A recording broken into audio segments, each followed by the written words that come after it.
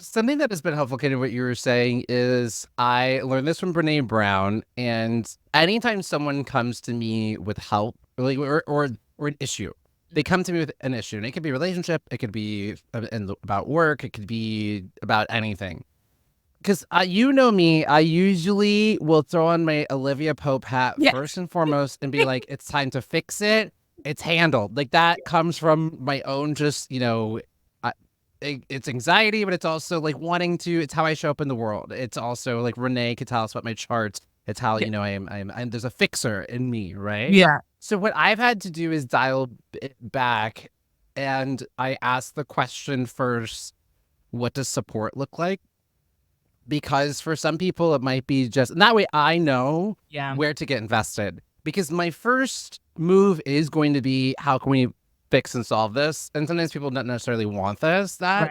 Some they just want um to vent. And so that's kind of been the first Yeah. thing that I try to ask, and I'm hoping that they're going to say, I need advice. And then I'm like, boom, Yeah. here we go, let's go, let me open about that. I thought you would never ask. Okay, here's what, no, you need to leave him.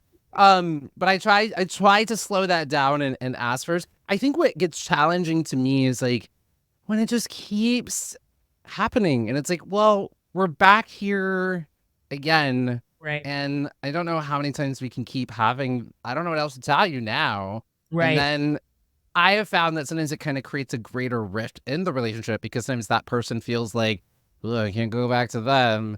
I told them that I was leaving, and then we bought a house." Right. Right.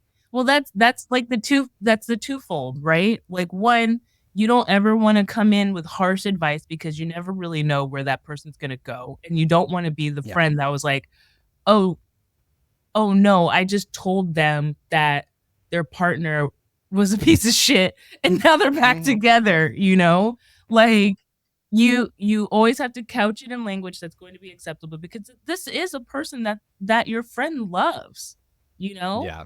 So you have to realize that. But then also always, that's why I always say that I'm team you no matter what happens, because I don't want our friendship to suffer. I don't want you to Yeah. ever feel embarrassed that you're with somebody that you love. I don't want you to ever feel like you can't now come hang out with me because, you know, you can't help yourself and you love this person and you went back to them, you know? Yeah. But there should be boundaries too for your own relationship. Like, if you're tired of hearing about this partner and your friend is not going to give that person up, after like 6 times, you got to be like, okay, well, I need to change the subject. We got to talk about Yeah. something else. And that's going to be tough, you know?